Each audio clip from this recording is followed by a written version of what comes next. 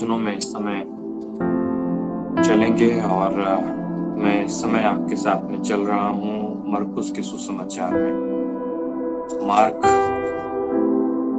के सुसमाचार में शुभ वर्तमान मार्क 4 अध्याय। Thank you Lord. और 4 अध्याय में हम लोग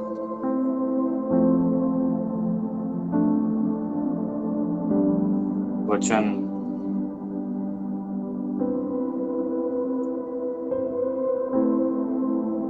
18 और 19 पढ़ेंगे इस समय। ठीक है। काटेरी झुंडपामध्ये पेरलेले हे आहे की ते वचन ऐकून घेतात व नंतर प्रपंचाची चिंता, द्रव्याचा मोह व इतर गोष्टीचा लोभ ही त्याच्या मध्ये शिरून वचनाची वाढ खुंटवतात आणि ते निष्फळ होते। हिंदी में इस प्रकार से लिखा हुआ है यहाँ पर। वो कहता है कि जो झाड़ियों में बोए गए ये वे हैं जिन्होंने वचन सुना और संसार की चिंता और धन का धोखा और अन्य वस्तुओं का लोभ उनमें समाकर वचन को दबा देता है और वह निष्फल रह जाता है। परमेश्वर के वचनों में जिन बातों को हम इस समय बात कर रहे हैं, जिन बातों के विषय में मैं आपसे आज आपके साथ में मैं डिस्कस कर रहा हूँ कलाम से, वो बातें हमारे जीवन के लिए आवश्यक हैं, हमारे जीवन के लिए समझने के लिए अत्यंत जरूरी है। क्योंकि परमेश्वर के कलाम को जब आप और मैं पढ़ते हैं तो काफी सारी जगहों पर आप ऐसा देखते हैं लोगों के जीवनों के विषय में कि एक समय वे प्रभु के साथ में बढ़िया से चल रहे थे, एक समय में वे प्रभु के साथ में बढ़िया से आगे बढ़ रहे थे, परमेश्वर के साथ साथ उनके कदम चल रहे थे। लेकिन ऐसा समय भी आता है कि वे लोग परमेश्वर के साथ में वैसे नहीं चल रहे थे जैसा कि चलना चाहिए। बड़ा अच्छा लगता है ऐसी बातों को देखते हुए, जैसा आज हमने पढ़ा भाई जलाल भजन से बात करने के समय रूथ के विषय में जिक्र लेकर के आए। और रूथ जो कि मोआबी थी, उसके बावजूद परमेश्वर का वचन मुझसे आपसे कहता है कि उसने कहा कि जहां तू जाए वहां मैं जाऊंगी, जहां तू जाएगी, जहां तू रहेगी वहां मैं रहूंगी, जो तेरे लोग होंगे वैसे मेरे लोग होंगे, जो तेरा परमेश्वर हो मेरा परमेश्वर, जहां तू मरेगी वहां मैं मरूंगी और वहीं मुझे मिट्टी दी जाएगी। और वो कहती है कि मैं नहीं छोड़ने वाली।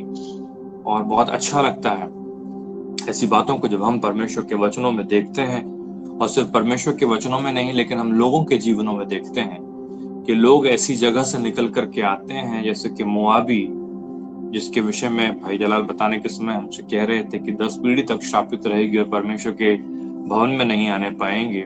लेकिन ऐसी जगहों से लोग निकल करके आते हैं और परमेश्वर के साथ में चलना शुरू करते हैं, प्रभु के साथ में बढ़ना शुरू करते हैं, परमेश्वर के वचन में आगे ग्रो होना शुरू होता है उनका।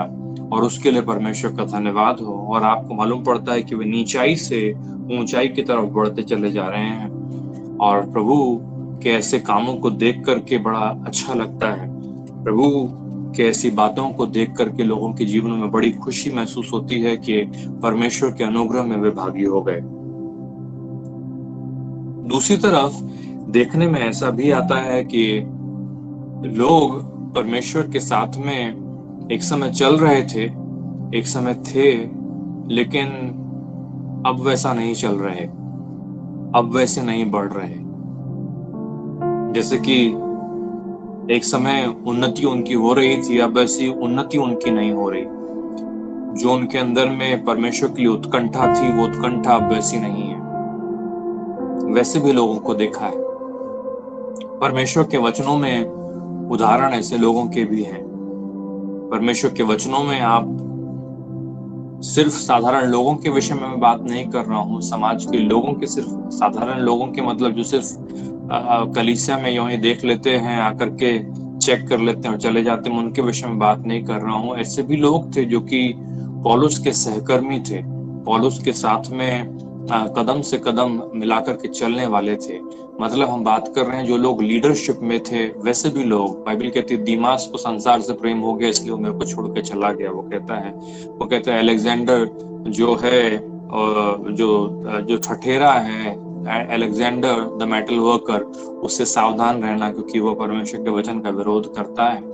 आप इस तरह की बातों को परमेश्वर के वचनों में पढ़ते हैं और ये लोग साधारण लोगों से शुरू होकर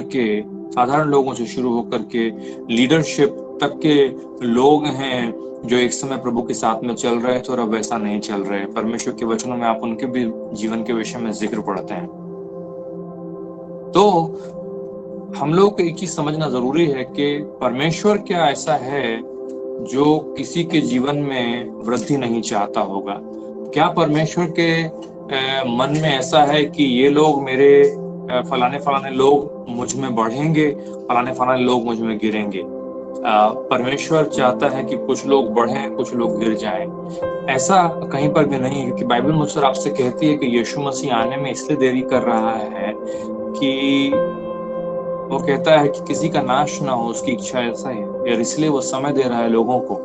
मालूम है, परमेश्वर मुझको और आपको बुद्धि देता है, परमेश्वर मुझको और आपको विश्वास देता है, परमेश्वर मुझको और आपको वचन का बीज देता है, और साथ ही साथ में सबको बढ़ने के लिए परमेश्वर मुझे और आपको लंबा समय देता है। Praise the Lord. और हमें और आपको चाहिए कि हम परमेश्वर के द्वारा दिए गए इन तमाम अवयवों का, इन तमाम एलिमेंट्स का सदुपयोग करें, इन तमाम एलिमेंट्स को हम सही तरीके से मिला जुला करके अपने जीवन में अमल लाएं ताकि हमारे जीवन में वृद्धि होने पाए। Praise the Lord. मालूम है, परमेश्वर की मर्जी ये है कि किसी का भी नाश ना हो। परमेश्वर की इच्छा ये है कि प्रियो, बाइबल कहती है कि हम में से वीक जो व्यक्ति है, जो कमजोर व्यक्ति है, कमजोर से कमजोर भी परमेश्वर चाहता है कि मालूम है सामर्थी बन जाए। और इसीलिए परमेश्वर बड़ी दया करके, बड़ी कृपा करके मुझे, आपको, हमें से हर एक को संभाले रखता है, और हमें से और आप में से हर एक को लेकर के चलता है। प्रत्येक दिन हमारे बोझ को उठाता है, हमारे भार को उठाता है, और हमें इस प्रकार से लेकर के चलता है कि हमारे जीवन में वो परिवर्तन आने पाए, जिस परिवर्तन के द्वारा उसके नाम की महिमा होगी। लेकिन उसके बावजूद हम देखते हैं कि गिरावट भी आती है लोगों के जीवनों में, और बढ़ोतरी भी होती है कुछ लोगों के जीवन में। परमेश्वर ऐसा नहीं जो ये चाहता हो कि परमेश्वर ने ठहराया है या परमेश्वर ने मेरी गिरावट ठहरा दी। कहीं ना कहीं हमारे जीवन में हम खुद जिम्मेदार हैं। और मुझे और आपको पता है, हम पिछले, जब से लॉकडाउन हुआ है, बड़ी अच्छी बाइबल स्टडी हम करने पा रहे हैं। सप्ताह में 2 दिन मिल रहे हैं, पहले दोनों ही दिन, और अभी एक दिन मैं ले रहा हूँ, एक दिन धनंजय पास्टर ले रहे हैं। और हम परमेश्वर के वचनों से बहुत सारी बातों को सीख रहे हैं। और एक बहुत अच्छी फाउंडेशन चीज हमने जो सीखी है वो ये है कि जवाबदारी हमें लेना चाहिए, हमारे जीवन के लिए जवाबदारी हमें लेना चाहिए। ऐसा नहीं कि हम आदम के समान काम करें कि हे परमेश्वर, ये महिला जो तूने मुझे दी है, इसके कारण मैं गिर गया, इसके कारण मैंने फल खा लिया, और महिला के समान के सांप जो तूने बनाया था उसने मेरे को बहका लिया, इसके कारण मैंने फल खा लिया और मैं गिर गई। मालूम है, ब्लेम लगा करके नहीं, लेकिन हमारे अपने जीवन की जवाबदारी लेकर के हमें बढ़ने की आवश्यकता है, क्योंकि वो एक ऐसी सॉलिड जगह है, ऐसी स्ट्रॉन्ग वह नींव है जिसके ऊपर यदि हम बनाते हैं तो अच्छा बनता है, मजबूत बनता है, लंबे समय तक टिकता है। Praise the Lord. तो हमारे जीवन के लिए जवाबदारी हमको और आपको लेने की आवश्यकता है। मुझको और आपको हमारे जीवन के लिए उस रिस्पॉन्सिबिलिटी को लेने की आवश्यकता है। जो मैं आपसे इस समय बात कर रहा हूँ वो ये कि कैसे आप अपने जीवन को बनाए रखें, और यदि चाहें तो कैसे अपने जीवन को आप गंवा दें। और मैं बात सिर्फ आपके भौतिक जीवन के विषय बात नहीं कर रहा हूँ। परमेश्वर की दृष्टि में आपका ये भौतिक जीवन 100 साल का जो है ये इम्पोर्टेंट है, लेकिन इससे कहीं अधिक ज्यादा जरूरी और महत्वपूर्ण जो वो समझता है वो ये है कि आपका आत्मिक जीवन चिरकाल के लिए स्थिर रहे, चिरकालीन बना रहे। परमेश्वर ये चाहता है, और इसके लिए वो आपके आत्मिक जीवन का भी ख्याल रखता है और आपके आत्मिक जीवन में बदलाव को और स्थिरता को और परिवर्तन को वह चाहता है। और इसके लिए परमेश्वर लगातार अग्रसर है, काम कर रहा है, और वो चाहता है कि हम और आप, हमें से प्रत्येक भी जवाबदारी को लेकर के हम परमेश्वर के साथ में सहयोगी बन जाएं और परमेश्वर के साथ में काम करते हुए आगे बढ़ें, ताकि हमारा जीवन बहुत आशीषित हो और हम परमेश्वर के नाम की महिमा के लिए आशीष कारण भी बनने पाए। जो मैं आपसे कह रहा हूँ वो ये कि यदि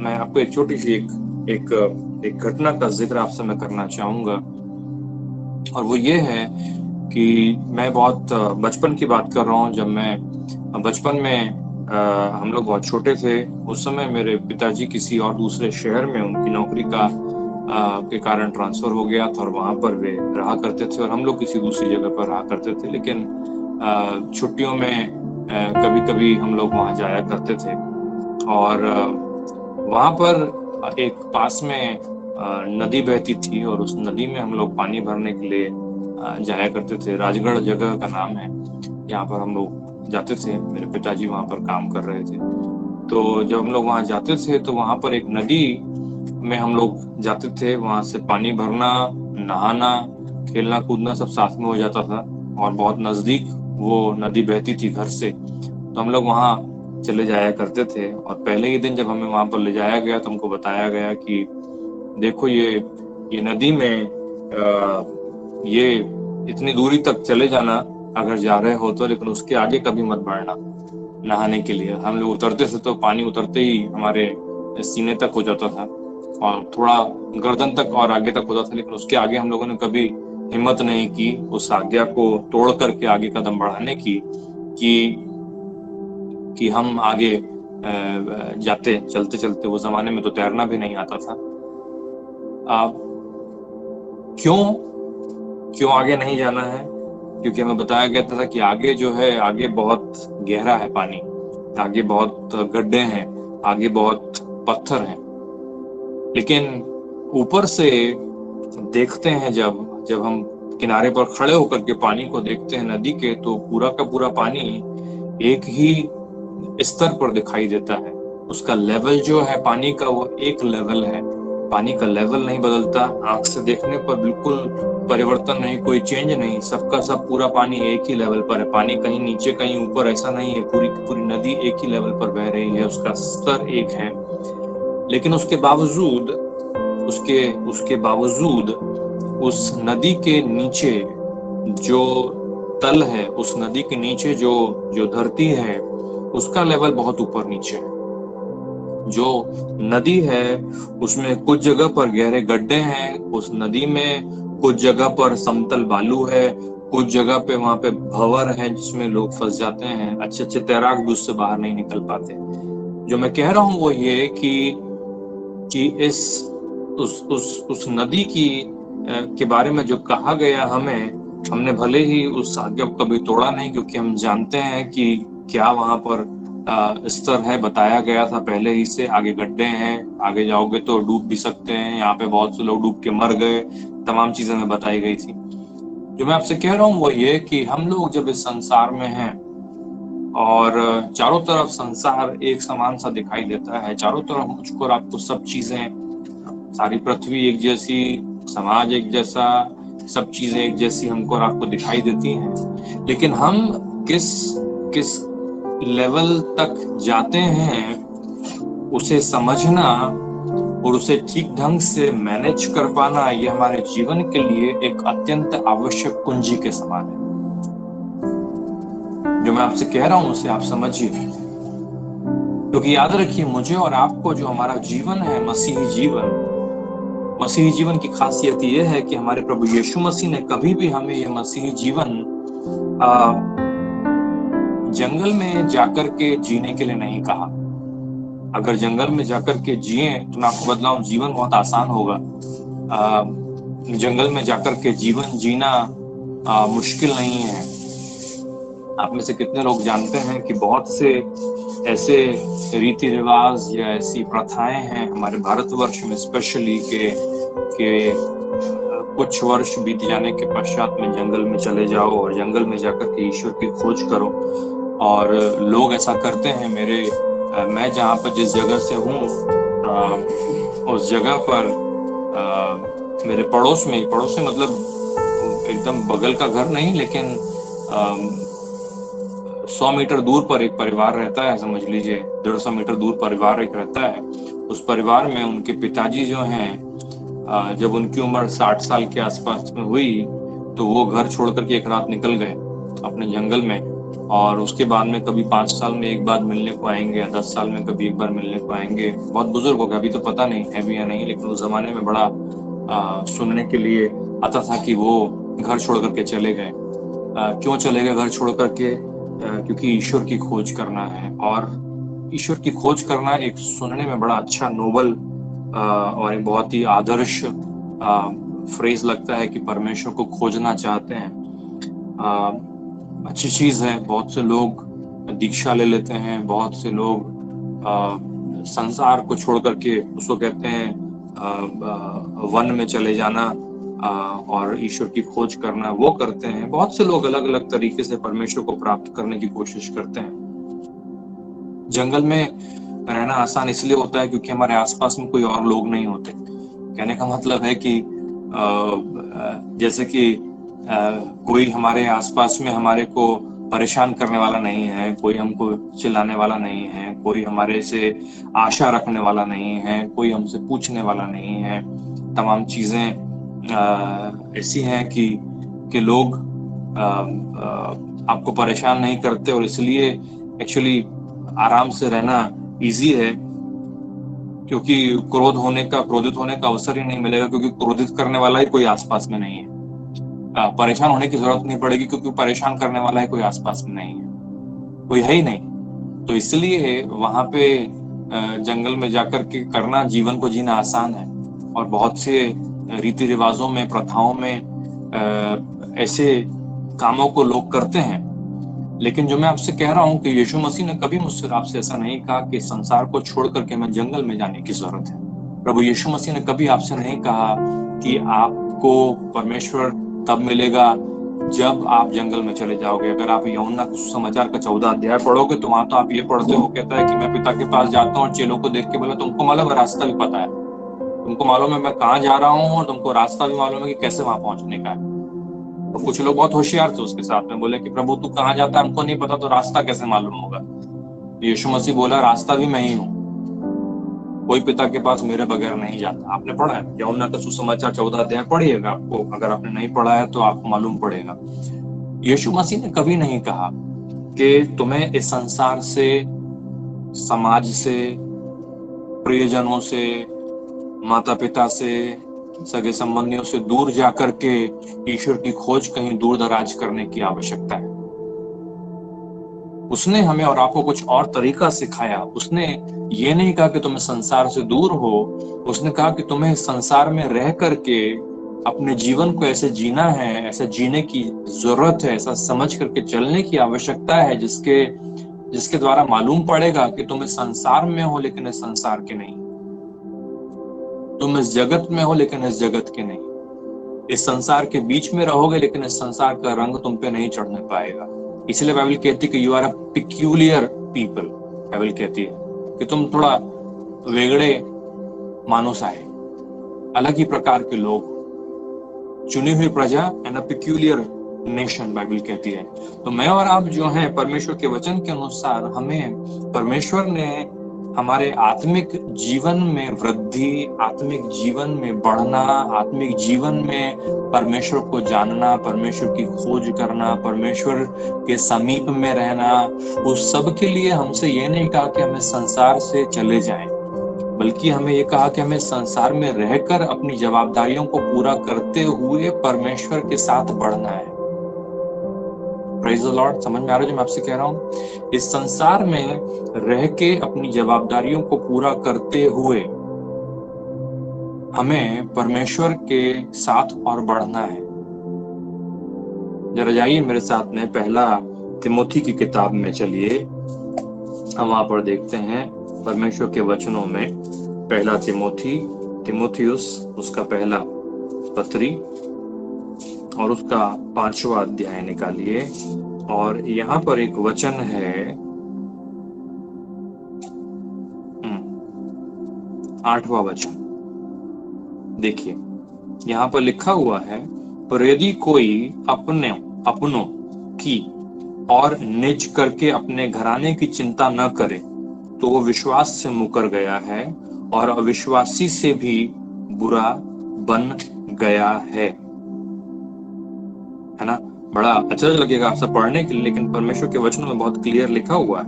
मैं मराठी में पढ़ता हूँ यहाँ पे, पहला तिमुथियाला 5वां अध्याय और उसका 8वां वचन। जर कोणी स्वकीयांची व विशेष करून आपल्या घराची तरतूद करत नाही तर त्याने विश्वास नाकारला आहे, तो माणूस विश्वास न ठेवण्या माणसापेक्षा वाईट आहे।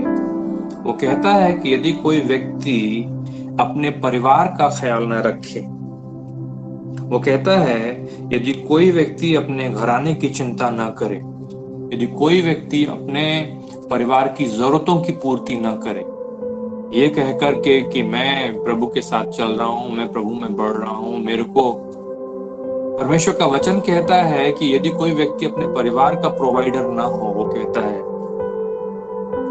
तो विश्वास से मुकर गया। वो कहता उससे अच्छे तो कहता अविश्वासी है। जो विश्वास नहीं करता यीशु मसीह पर, वो व्यक्ति ज्यादा अच्छा है बजाय इसके कोई विश्वास करता है और अपनी जिम्मेदारियों से मुकर जाता है, अपने परिवार की देखरेख नहीं करता है। मालूम है आपको, मुझे और आपको, परमेश्वर के वचनों में पौलुस ने कहा है, तिमोथी को कह रहा था कि कोई कलीसिया का यदि प्राचीन हो, यदि कलीसिया का पास्टर हो, वो कहता है यदि वो अपने घराने का ख्याल रखना ना जानता हो तो वो कलीसिया का क्या ख्याल रखेगा। सोचिए, वो कहता है कि यदि कोई व्यक्ति अपने परिवार का ख्याल नहीं रख सकता हो, अपने घराने को ठीक से नहीं चला सकता हो, तो कहता है वो कलीसिया को कैसे चलाएगा। कहने का मतलब यह है कि आत्मिक बातों को सीखना, आत्मिक बातों को जानना, आत्मिक बातों के सिद्धांतों को समझना, और यदि हम उसको हमारे जीवन में अमल करके अपने दैनिक जीवन को यदि ठीक से नहीं जी सके, तो फिर वो कहता है कि ऐसी आत्मिकता का फायदा क्या है, ऐसी स्पिरिचुअलिटी का फायदा क्या है। वो कह रहा है कि इस तरीके के जीवन को जी करके मतलब क्या है। वो कह रहा है मुझसे और आपसे यहाँ पर कि मनुष्य के लिए आवश्यक है कि वो अपनी जिम्मेदारियों को निभाए, मनुष्य के लिए आवश्यक है कि वो अपनी जरूरतों को पूरा करे। आप देखिए, यीशु मसीह खुद, बाइबल कहती है मुझसे और आपसे कि लोगों से कहते थे, क्या यह कारपेंटर नहीं है, क्या ये बढ़ई नहीं है, क्या ये बढ़ई का बेटा नहीं है। मतलब क्या था? मतलब उसने उन जवाबदारियों को निभाया।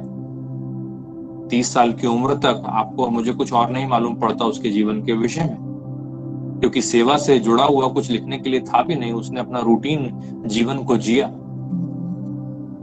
परमेश्वर का वचन कहता है कि मरते मरते जब क्रूस पर वो लटका हुआ था, हम लोग कई बार आश्चर्य करते हैं, यीशु मसीह सातवाणी, लोग बोलते हैं, सिर्फ बोलने की बात नहीं है कि सातवाणी आ गई और वो लोग गुड फ्राइडे और बैड फ्राइडे जो भी कह लो, उस दिन बोलने की जरूरत है कि वो क्रूस पर से था और उसने देखा, स्त्री को देख करके कहा तेरा पुत्र, और यूहन्ना की तरफ देखकर कहा तेरी माता। क्यों कह दिया भाई? इसलिए कह दिया क्योंकि जिम्मेदारी थी, कि वह अपनी माता का ख्याल रखे, और उसने वह जिम्मेदारी मरते मरते अपने विश्वास योग्य एक चेले के ऊपर में डाल दी और कहा कि तू इसका ध्यान रखना। और बाइबल कहती है अगले ही वर्ष में कि उसी क्षण से वह उसे अपने साथ अपने घर ले गया। मतलब यूहन्ना ने जवाबदारी ले ली मरियम की।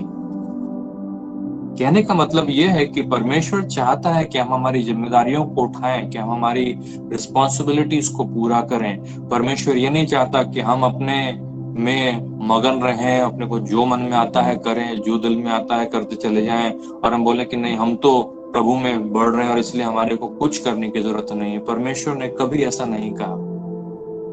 परमेश्वर के वचनों में मैं और आप जो पढ़ते हैं वो ऐसा है कि परमेश्वर चाहता है कि हम अपनी जिम्मेदारियों को पूरा करें। पुराने नियम में भी बाइबल कहती है मुझसे आपसे कि हर एक एबल बॉडीड मैन, बाइबल कहती है कि जिसका शरीर स्वस्थ है, ऐसे व्यक्ति को शस्त्र धारण करके युद्ध भूमि में उतरने के लिए आज्ञा दी गई थी। कहने का मतलब है, यदि तेरा शरीर ठीक है, तेरे हाथ ठीक है, यदि तेरे पैर ठीक हैं, तो तलवार बांध, धनुष ले हाथ में, ढाल ले हाथ में और युद्ध के लिए जा। परमेश्वर का वचन बहुत क्लियर है, जवाबदारियों को लेना, जवाबदारियों को निभाना परमेश्वर चाहता है कि हर एक व्यक्ति जो यीशु मसीह के नाम पर विश्वास करता है वो करे। पढ़ने में बड़ा अचरज लगता है, यहाँ पे वो कहता है कि यदि कोई अपनों की, मतलब अपने सगे संबंधियों की, अंग्रेजी में इस प्रकार से बहुत, मैं इंग्लिश में पढ़ता हूँ, एक सेकंड दीजिए मुझे। इंग्लिश में बहुत अच्छे से उस चीज को कहा गया है।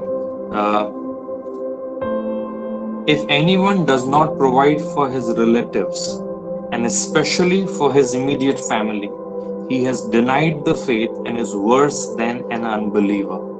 वो कहता है यदि कोई अपने परिवार की जरूरत को पूरा ना करे, और खास तौर से अपने इमीडिएट रिलेटिव, कहने का मतलब है माता पिता, पत्नी पति, बेटा बेटी, जो आपकी इमीडिएट फैमिली है, वो कहता है यदि कोई अपने परिवार की इमीडिएट जरूरतों को, वो कहता है इमीडिएट फैमिली की जरूरतों को पूरा ना करे, तो कहता है उसने विश्वास को नकार दिया है। And he is worse than an unbeliever. अविश्वासी को बोलता है इसे तो जानता ही नहीं है, तो उसको तो पता ही नहीं सच्चाई, मतलब मैं अविश्वासी से भी वो कहता गया गुजरा है। मतलब हे प्रियो, याद रखिए, यदि हम कहते हैं कि हम विश्वास करते हैं, तो आपका विश्वास आपको उस जगह ले जाना चाहिए जहां पर आप जो भी बन पड़े करने के लिए कुछ भी कर सकते हैं। करने के लिए छोटा काम से लेकर के बड़ा काम तक, मैंने उस विषय में आपको सिखाया था पिछले कुछ दिनों पहले। मुझे लगता है मैंने आपको बताया था, चाहे कोई भी काम क्यों ना हो, चाहे ठेला लगा करके छोटी सी दुकान चलाना हो, चाहे नौकरी करना हो, चाहे ऑफिस में बड़ा काम करना हो, चाहे, ये बात अलग है कि आपको सैलरी नहीं मिल रही, बिजनेस ठीक से नहीं चल रहा, लेकिन आपकी कोशिशें जारी हैं, आप कोशिश कर रहे हैं, और परमेश्वर की दृष्टि में वो इम्पोर्टेंट है।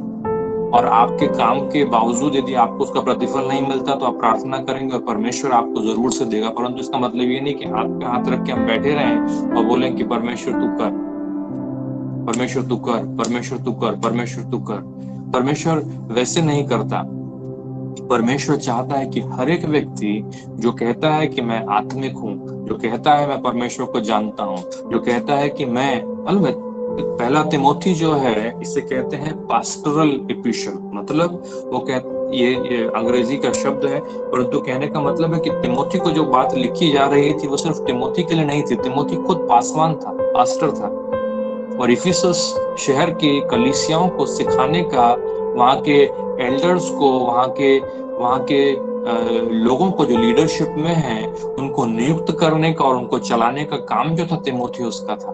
और तिमोथियुस को जब पौलुस कह रहा है, तो पौलुस कह रहा है कि तू वहां के लोगों को सिखा, इस कारण से उसे ये सब बताया जा रहा है। तो कहने का मतलब है कि सिर्फ एक मनुष्य को ये नहीं कहा जा रहा है, ये बात कही जा रही है कलीसिया भी नहीं, कलीसियाओं के विश्वासियों को सिखाने के लिए इंस्ट्रक्शन दिए जा रहे हैं। Praise the Lord. कलीसियाओं के लोगों को सिखाने के लिए ये इंस्ट्रक्शंस दिए जा रहे हैं। आप सोचिए कि कितना जरूरी ये चीज है कि परमेश्वर कह रहा है, यहाँ पर परमेश्वर कह रहा है, वो कह रहा है कि अपने घराने की चिंता ना करें। वो कहता है कि परवाह नहीं है, कोई परवाह ही नहीं है लोग। यदि हम कहें कि हम आत्मिक रीति से इतना बढ़ रहे हैं कि हमको परवाह नहीं है कि हमारा पति क्या कर रहा है, पत्नी क्या कर रही है, बच्चे क्या कर रहे हैं, खाना खाया है कि नहीं खाया है, कपड़े पहने हैं कि नहीं पहने हैं, कहीं गया है कि नहीं गया है, स्कूल पढ़ा है कि नहीं पढ़ा है। वो कह रहा है कि हम यदि इस तरह से जीवन को जी रहे हैं, क्योंकि बाबा मैं दरवाजा बंद करके, मेरे को कुछ और नहीं मालूम। प्रियो, वो सही उदाहरण नहीं है, सही उदाहरण नहीं है। आप मुझे बताइए प्रभु यीशु मसीह का जीवन कैसा था? बाइबल कहती है मुझसे आपसे कि सब कुछ बराबर से चल रहा था। उसके पास तो एक ट्रेजरर भी था, चोर था लेकिन फिर भी ट्रेजरर भी था। दान जो आता था सिस्टमेटिकली उसको लिया जाता था, और दान को सिस्टमेटिकली अकाउंटिंग करके रखा जाता था। जब जरूरत हो उसके अनुसार में पूरा किया जाता था। प्रॉपर सब कुछ चल रहा था। पौलुस ने ऐसा किया, पतरस ने ऐसा किया। आत्मिकता मुझे और आपको हमारी जिम्मेदारियों को, क्योंकि मैंने आपसे कहा, देखिए, संसार से दूर होकर, लोगों से अलग होकर के आत्मिक बातों में हम हैं कह के अपनी जिम्मेदारियों से मुकर जाना, वो तो नॉर्मल है, उसमें कोई तकलीफ नहीं, उसमें कोई बड़ा काम नहीं है। जब आप अपने जीवन में आत्मिक बातों में बढ़ करके उनको अपने जीवन में लागू करते हैं और अपनी जिम्मेदारियों के साथ में उनको पूरा करते हैं, वहां पर मालूम पड़ता है कि रियली आप एक बैलेंस को लेकर के अपने जीवन में चल रहे हैं। लेकिन याद रखिए, जो मैं आपसे कह रहा हूँ वो समझिए। मैंने आपसे पहले उदाहरण दिया था, मैंने आपसे कहा था कि नदी में कहा गया था कि नदी में यहां तक उतरना और इसके आगे मत जाना पानी में। क्यों? क्योंकि आगे पानी गहरा है, यदि वहां जाओगे तो डूब जाओगे। वहां से आगे जाओगे तो वहां पत्थर हैं, वहां पे कुछ भी हो सकता है, उससे आगे नहीं जाना। तो याद रखिए कि मुझे और आपको परमेश्वर चाहता है कि हम इस संसार में हैं, लेकिन हम इस संसार के नहीं हैं, ये समझना हमें जरूरी है। इस संसार में हैं, लेकिन हमें इस संसार के सदृश नहीं बनना है, लेकिन हमारे मन के नए किए जाने के द्वारा हमारा जीवन परिवर्तित होते जाना चाहिए। हम इस संसार में हैं, लेकिन हमें इस संसार का रंग अपने ऊपर नहीं लेना है, अपना रंग इस संसार के ऊपर छोड़ना है। तो हमें मालूम होना चाहिए कि नदी में हमें कहां तक हम उतर सकते हैं और कहां से आगे हमें नहीं जाना है। दोस्त लोगों से मिलना बंद कर देना वो सॉल्यूशन नहीं है। दोस्त लोगों से मिलिए, लेकिन कहां तक मिलना है और कहां तक मिलने के बाद में वो सीमा बांध करके वहां से लौट जाना है, वो हमको मालूम होना चाहिए। जो मैं आपसे कह रहा हूं वो ये कि परमेश्वर का वचन कहता है कि मनुष्य को घर, परिवार, सगे संबंधी, समाज की चिंता और ध्यान, चिंता मतलब निगेटिव सेंस में नहीं है, कहने का मतलब है ध्यान रखना है। और यदि ध्यान नहीं रखता तो कहता विश्वास से मुड़ गया है और अविश्वासी से भी खराब हो गया है। तो जो कह रहा हूं मैं आपसे वो ये कि जिम्मेदारियों को निभाना है, ख्याल रखना है, लेकिन साथ ही साथ में उसके बोझ के नीचे दब करके अपने प्राणों की हानि नहीं उठाना है। कहने का मतलब यह है कि संसार में रहकर हमें समझने की आवश्यकता है कि हम कितना तक जाएं और कितने तक जाकर के अपने जरूरतों को पूरी। बाइबल कहती है मुझसे आपसे, पौलुस ने कहा, खुद बाइबल कहती है उसके बारे में बड़े विस्तार से, पौलुस टेंट बनाने का काम किया करता था और वो कहता है मुझसे और आपसे बड़े क्लियरली, वो कहता है my own hands have provided my own needs. वो कहता है कि मेरे हाथों ने मेरी जरूरतों को पूरा किया है। वो कहता है, जो मैं आपसे कह रहा हूं ध्यान दीजिए, कि परमेश्वर चाहता है कि आपके जीवन में आत्मिक बातों में आप बढ़ें, लेकिन उसका मतलब ये नहीं कि जिम्मेदारियों से दूर हो जाएं, संसार की चीजों की फिक्र ना करें, चीजों का ख्याल ना रखें।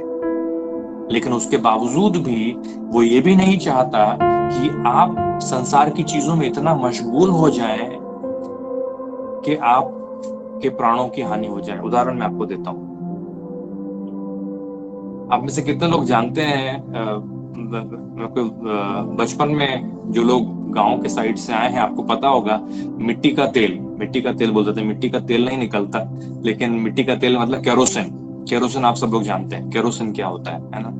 एक जमाने में केरोसिन बोले तो स्टोव जलाते थे उससे। आजकल तो केरोसिन देखने को नहीं मिलता यहाँ पे मुंबई जैसे शहर में, लेकिन जब हम लोग छोटे थे बचपन में तो अक्सर लाइट चली जाती थी, बिजली चली जाती थी, और बिजली जब गुल हो जाती थी तो घर में रोशनी का केवल एक ही स्रोत रह जाता था, और वह स्रोत था कि दिया जलाया जाए। दिया मतलब अगर मूंगफली के तेल का दिया जलाएंगे तो बहुत कॉस्टली हो जाता था, क्योंकि 8 घंटे जला रहे हैं। तो मिट्टी के तेल का दिया जलता था, केरोसिन का।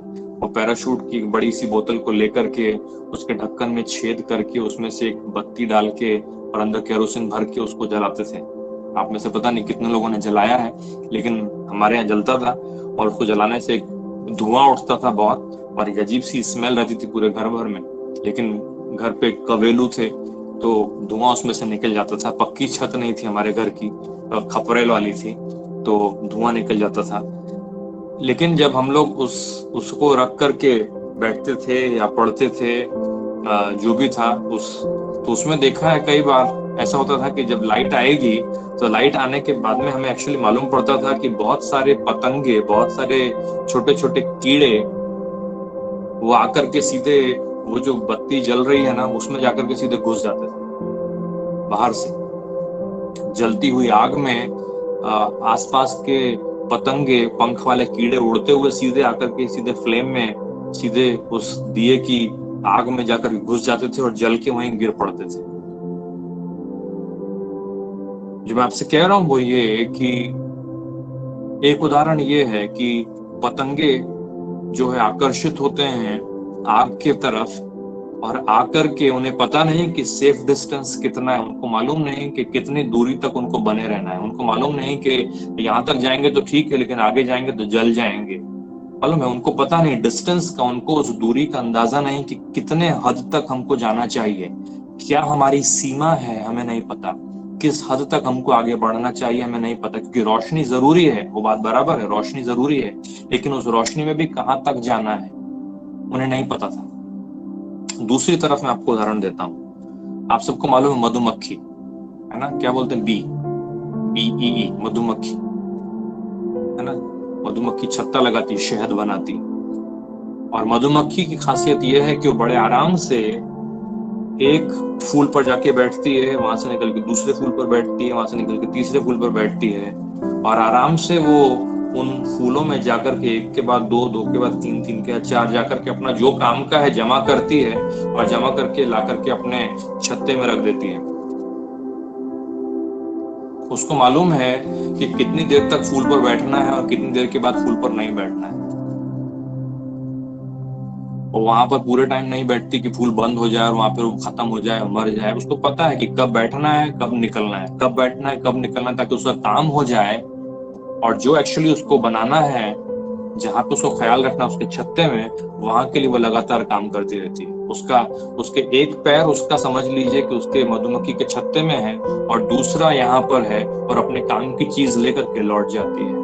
प्रभु यीशु मसीह जो चाहता है वो ये कि हम लोग मालूम है मधुमक्खी के समान बने, कि हम इस संसार में रहते हुए संसार के अंदर कहां तक कितना हमें हाथ डालना है हमें मालूम हो, और कहां आगे नहीं बढ़ना है वो हमको भी पता हो। याद रखिए, सीमा हमें बांधनी है इस संसार में, क्योंकि याद रखिए आप जवाबदारियों से भाग नहीं सकते बोल कर कि मुझे परमेश्वर की खोज है, खाली मैं जंगल में जा रहा हूँ, मेरे को तुमसे कुछ लेना देना नहीं है। पति ने बोल दिया पत्नी को मेरे को तुमसे बात नहीं करना, 10 साल तक मेरे से बात मत करना। क्यों? क्योंकि मैं प्रार्थना कर रहा हूँ। क्यों? क्योंकि मेरे को ये करने का है। या बच्चों से, या पत्नी ने पति से कह दिया कि 3 साल तक मेरे को खाना बनाने के लिए नहीं बोलना। क्यों? क्योंकि मेरे को ये करना है, प्रार्थना करनी है, मैं जा रही हूँ। ये जवाबदारियों से भागना मसीहत नहीं है। जवाबदारियों के बीच में हमारे जीवन, आत्मिक जीवन को बढ़ाते चले जाना, प्रगति पाते चले जाना, ये ज्यादा जरूरी है। क्योंकि याद रखिए, आपके जीवन का रूटीन ही आपके जीवन को नाश करने का सामर्थ्य रखता है, यदि आप ध्यान ना दें तो। जो शुरुआत में मैंने आपसे कहा था वचन पढ़ने के लिए, और आपने पढ़ा भी मरकुस के सुसमाचार में से, मरकुस के सुसमाचार का 4थे अध्याय से जो हमने वचन पढ़ा था 18 और 19, यदि आपको याद हो तो मैं आपको वही कह रहा हूं। देखिए, और संसार की चिंता 18 में, जो झाड़ियों में बोए गए वे ये हैं जिन्होंने वचन सुना और संसार की चिंता और धन का धोखा और अन्य वस्तुओं का लोभ उनमें समाकर वचन को दबा देता है और वह निष्फल रह जाता है। Praise the Lord. समझ में आ रहा है आपको जो मैं आपसे कह रहा हूं? वहां पर लिखा हुआ है, क्या कहता है, काटेरी झुडपामध्ये पेरलेले हे आहेत की ते वचन ऐकून घेतात व नंतर प्रपंचाची चिंता, द्रव्याचा मोह व इतर गोष्टीचा लोभ ही त्याच्यामध्ये शिरून वचनाची वाढ खुंटवतात आणि ते निष्फल होते। वो कहता है, मालूम है क्या क्या मालूम है, जो आप पढ़ रहे हैं यहाँ पे, थोड़ा ध्यान दें अगर, तो आपको मालूम पड़ेगा कि वो ये नहीं कह रहा कि ये लोग चोर बन गए, ये लोगों ने व्यभिचार किया, ये लोगों ने कत्ल किया, ये लोगों ने 10 आज्ञाओं को तोड़ा, उसके बारे में बात नहीं कर रहा। पाप की लिस्ट नहीं है वहां पे। पाप की लिस्ट इन द सेंस कि धन का धोखा, वस्तुओं का लोभ और संसार की चिंता, वो ये कह रहा है, मालूम है, वो पतंगे को रोशनी में आना है वो अच्छी बात है, लेकिन कितने डिस्टेंस तक आना है समझना चाहिए। मैं और आप, मालूम है, परमेश्वर ने मनुष्य को, याद रखिए, खासियत बहुत प्रकाशन नहीं है बहुत बड़ा, लेकिन बेसिक बात है। बाइबल कहती है परमेश्वर ने मनुष्य को पृथ्वी पर बनाया और पृथ्वी के लिए बनाया। आखिरी में यदि आपने अपनी बाइबल की लास्ट किताब को पढ़ा होगा तो आपको मालूम पड़ेगा कि मनुष्य वापस पृथ्वी पर रहेगा और परमेश्वर मनुष्यों के साथ पृथ्वी पर रहेगा जब नया यरूशलेम उतरेगा। आप पढ़ के देखिएगा। स्वर्ग में तो आप सिर्फ टेम्पररी कुछ समय के लिए रहेंगे, वो 7 साल के लिए, जब पृथ्वी के ऊपर में महाक्लेश का समय चल रहा होगा। परमेश्वर ने मनुष्य को इस पृथ्वी पर बनाया। अगर सिर्फ पृथ्वी की बातें खराब होती या पृथ्वी की चीजें खराब होती तो परमेश्वर मनुष्य को धरती पर नहीं बनाता। परमेश्वर ने मनुष्य को बनाने के लिए सब कुछ बना दिया था और देख करके बोला सब कुछ अच्छा है, सब कुछ अच्छा है। Praise the Lord. लेकिन सब कुछ अच्छा होने के बावजूद यदि हम बैलेंस खो दें और यदि हम उन बातों को जो चीजें संसार की हैं उसमें इतना लिप्त हो जाएं कि हमें परमेश्वर की बातें ध्यान नहीं रहे, उसे कहते हैं डेडली, उसे कहते हैं कि खराब हो जाएगा।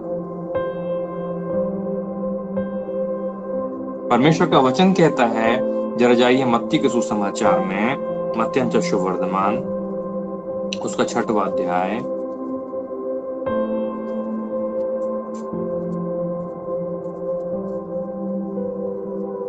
यहाँ पे वो माइंडसेट है, यहाँ पर वह चीज है। देखिए यहाँ पे कहता है, हालेलुया, 33, रुकिए 33 नहीं,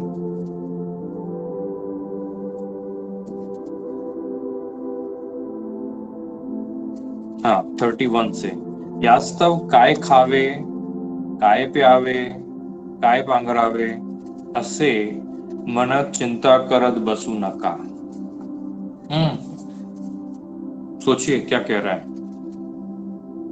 वो कहता है यास्तव काय खावे काय प्यावे काय पांघरावे असे मनात चिंता करत बसू नका, कारण या सर्व गोष्टी मिळवण्याची धडपड परराष्ट्रीय लोक करत असतात। तुम्हाला या सर्वांची गरज आहे हे तुमचा स्वर्गीय पिता जाणून आहे। और फिर वो कहता है कि तुम उसके राज्य और उसकी धार्मिकता की खोज करो तो ये सारी वस्तुएं तुम्हें अपने आप मिल जाएंगी। तो मैं आपसे कह रहा हूँ वो ये कॉन्ट्ररी नहीं है जो मैं आपसे बात कर रहा हूँ, और यहाँ पर जो लिखा है वो कॉन्ट्ररी नहीं है, किसी भी तरह से वो अलग अलग नहीं है, वो एक ही सिद्धांत है। परमेश्वर का वचन कह रहा है कि हमें और आपको कमाना तो चाहिए, काम तो करना चाहिए, श्रम तो करना चाहिए, सेवा तो करनी चाहिए, मेहनत तो करनी चाहिए, लेकिन उसके बावजूद भी उसके वजन के नीचे दब के जीवन गंवा दे, उससे भी सावधान रहना चाहिए। Praise the Lord. क्योंकि आपने जब अपना काम कर दिया तो आप आराम से बैठिए और इस बात को जानिए कि तुम्हारा पिता जिसके हाथ में तुम्हारे परिश्रम का प्रतिफल है तुम्हारी हर जरूरत को पूरा करेगा। हालेलुया। क्योंकि बाइबल कहती है जो समय पे बीज नहीं बोता उसको फसल नहीं मिलती। तो बीज बोए बगैर फसल मांगेंगे तो चमत्कार होता है। 40 साल तक हुआ इजराइल के लिए, लेकिन उसके बावजूद परमेश्वर का वचन कहता है, प्रभु ने बोला अभी बो और काटो, टाइम आ गया। तो ग्रोथ जो होती है उसमें परमेश्वर हमें इस स्थान पर ले जाता है जहां पर हम हमारी जिम्मेदारियों को, जवाबदारियों को पूरा करें। और परमेश्वर फिर भी चाहता है कि इजराइल तुम बोओगे, तुम काटोगे, तुम लगाओगे, तुम्हें मिलेगा। सब होने के बावजूद तुम्हारे बीच में यरूशलेम होगा, यरूशलेम में मेरा भवन होगा और वहां पर तुम उपस्थित होगे। जो मैं आपसे कह रहा हूँ वो ये कि वो यहाँ बतला रहे कि हम क्या खाएंगे, क्या पिएंगे, क्या पहनेंगे।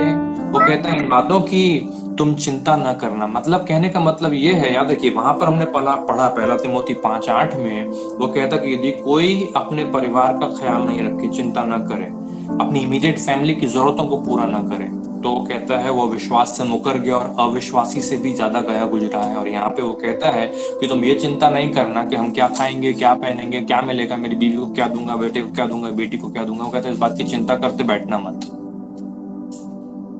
एक तरफ है चिंता करते बैठना मत, एक तरफ है वो कहता है कि तुम विमुख ना हो जाना, कि चिंता ही नहीं करो, कुछ ध्यान ही ना करो।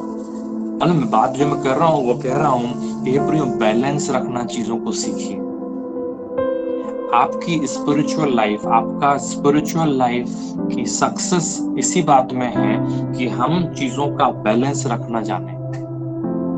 इसका मतलब ये नहीं आप सेवा करके, सेवा से कमा के अपनी जरूरतों को पूरा कर सकते हैं, वो भी एक तरीका है, उसमें कुछ गलत नहीं है। लेकिन यीशु मसीह ने कभी आपको और मुझे इस संसार से कूच करके जंगल में निकल जाए, इस संसार से विमुख हो जाए, लोगों के प्रति अपनी पीठ मोड़ दें और कहें कि हम आत्मिक बातों की धुन में हैं, वैसा नहीं कहा।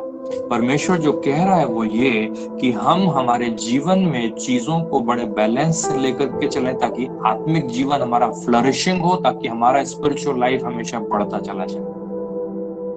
नहीं तो यही संसार जिसमें परमेश्वर ने हमको रखा है, सिंफुलनेस की बात नहीं कर रहा हूँ, पाप के बारे में बात नहीं कर रहा हूँ, मैं गलतियों की भी नहीं कर रहा हूँ। मैं कह रहा हूँ कि इस संसार के रूटीन में, इस संसार की नॉर्मल चीजों के अंदर में यह ताकत है कि आपके जीवन को वह फलहीन कर देगी। यही बात तो यहाँ पर लिखी हुई है कि चिंता करते बैठे हैं, क्या खाएंगे, क्या पिएंगे, क्या पहनेंगे, क्या खाएंगे, क्या पिएंगे, क्या पहनेंगे। खाना पीना और कपड़ा, खाना पीना और कपड़ा। नेचुरली उस जमाने में उनको ये नहीं सोचना था कि मेरे पास बाइक कौन सी है, मेरे पास में गाड़ी कौन सी है, मेरे पास में, उसमें आपको चिंता की जरूरत नहीं थी। बेसिक चीजों में ही फंसे रह गए। और प्रभु का वचन मुझसे आपसे कहता है स्पष्ट रीति से कि हमें चीजों का बैलेंस लेकर के हमें समझना चाहिए कि कब हमें चीजों के कितने पास तक आना है और कब उनसे दूर हो जाना है। Praise the Lord. जब वापस चलिए मरकुस के सुसमाचार के 4थे अध्याय में, मरकुस के सुसमाचार के 4थे अध्याय में, वहां पे हम लोग 18 वचन हम लोग देख रहे थे, है ना, 18 और 19। यहाँ पर मैं और आप देखते हैं लिखा हुआ है, मुझे और आपको बताने के लिए परमेश्वर के वचनों में वो कहता है कि संसार की चिंता, वो कहता है धन का धोखा,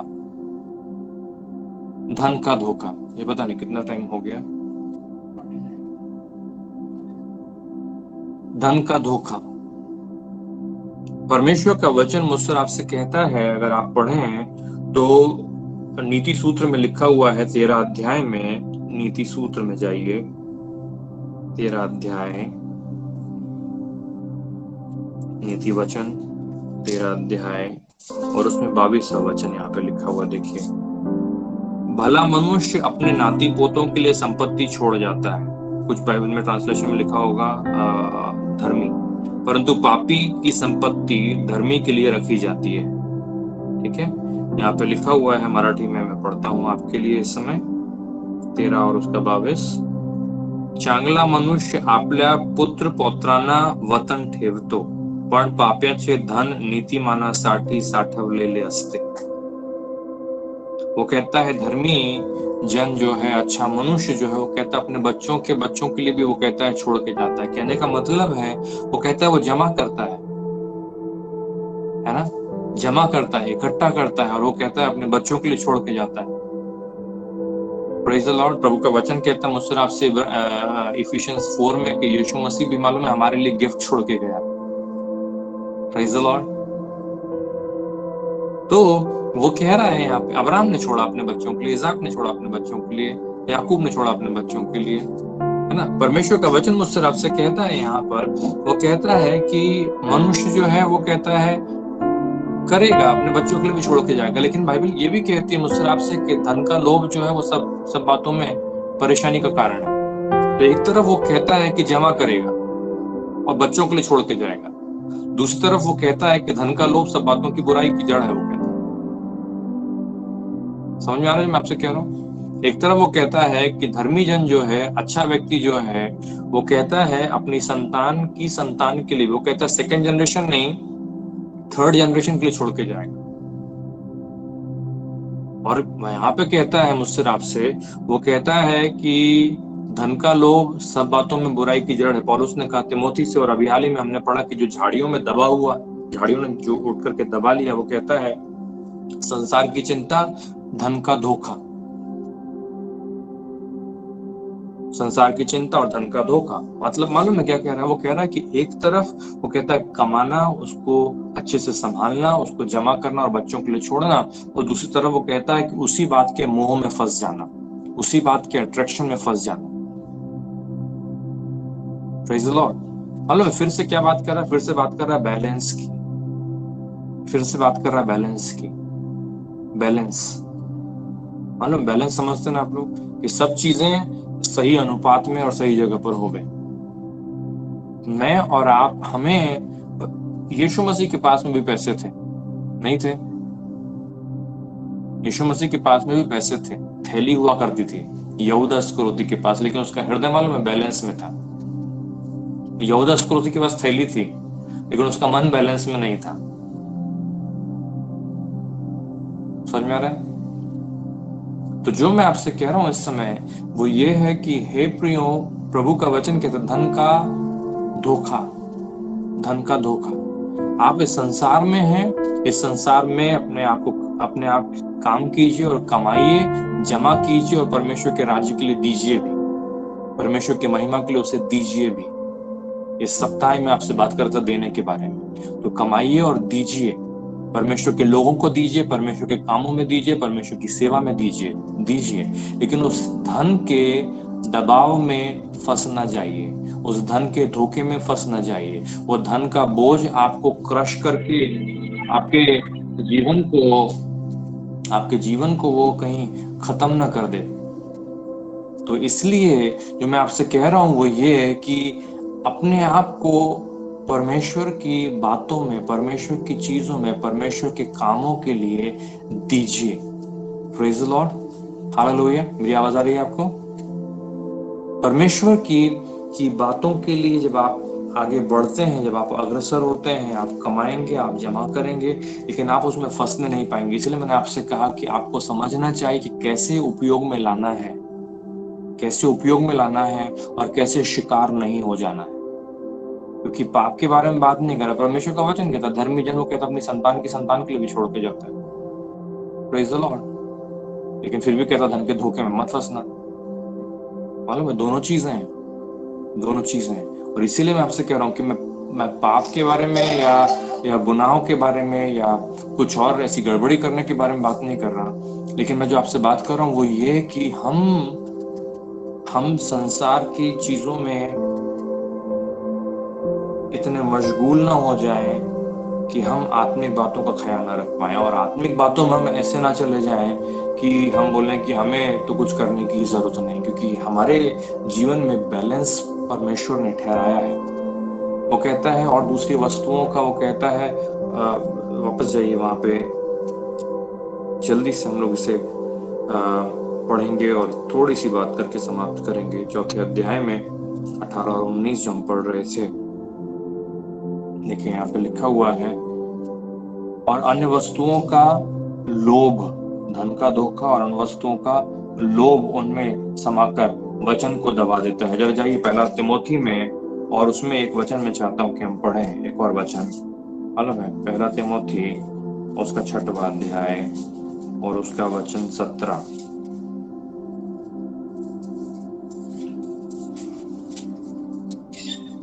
यहाँ पे लिखा हुआ है सेकेंड हाफ में 17 वचन के, परंतु परमेश्वर पर जो हमारे सुख के लिए सब कुछ बहुतायत से देता है। ठीक है, परंतु परमेश्वर पर जो हमारे सुख के लिए सब कुछ बहुतायत से देता है। सेम थिंग आपको मिलेगी एक्ट्स ऑफ अपोस्टल्स, प्रेरितों की किताब में जाइए, वहां पर भी 14 अध्याय में जाकर के 17 वचन वहां खोलिए, 14-17। देखिए बाइबल कहती है, तो भी उसने अपने आप को बेगवाह न छोड़ा, किंतु वह भलाई करता रहा और आकाश से वर्षा और फलवंत ऋतु देकर, अभी ध्यान दीजिए, तुम्हारे मन को भोजन और आनंद से भरता रहा। He has given us all things freely to enjoy, ऐसा कहती है बाइबल। सब बातों में आनंद, हम आनंद से रहें, लेकिन फिर भी आनंद आपको ओवर पावर न करने पाए। जो मैं आपसे कह रहा हूं वो ये कि प्रियो,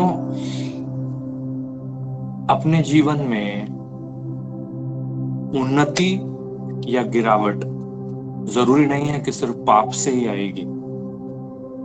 ये गिरावट आपके जीवन में सिर्फ पाप से ही आएगी। आपके जीवन में गिरावट का कारण आपके जीवन के सिर्फ नॉर्मल लाइफ, नॉर्मल सिर्फ जीवन भी हो सकता है, और वो भी इसलिए क्योंकि हमने उसे जितना स्थान देना चाहिए उससे ज्यादा दे दिया। यदि आप जानते हो कि कैसे चीजों को, हर चीजों को बैलेंस में रखना है, कैसे सब चीजों को साथ में लेकर के चलना है, यदि हम इस बात को समझ जाएं, यदि हम इस बात को सीख जाएं, तो हमारे जीवन में हमें उन्नति ही उन्नति मिलेगी और हमें नुकसान नहीं उठाना पड़ेगा। क्योंकि मैंने अधिकतर लोगों को देखा है कि एक समय आप बहुत सारे हमारे आसपास में, आपके जीवन के आसपास में यदि आप नजर उठा करके देखें तो आपको मालूम पड़ेगा एक समय प्रभु में बहुत बढ़ रहे थे, फिर अचानक से कुछ ऐसा किया कि वो काम धंधा प्रार्थना के साथ में सक्सेस हो गया, और वो काम धंधा के सक्सेस में अभी इतना दब गए कि अब प्रभु से बहुत दूर हो गए। कैसे? वही चीज कि बैलेंस हम नहीं रख पाए, बैलेंस नहीं रख पाए। मैं जो आपसे कह रहा हूं कि हे प्रियो, चीजों को इस तरह से बैलेंस में रखिए ताकि आपका विश्वास, आपका आत्मिक जीवन हानि ना उठाए, परंतु उसे उन्नति मिले, परंतु उसे बल मिले, परंतु उसमें बढ़ोतरी पर बढ़ोतरी ही होती रहे। Praise the Lord, hallelujah. तो इसका मतलब ये है कि आप काम करें लेकिन उसके बोझ में ना दब जाएं।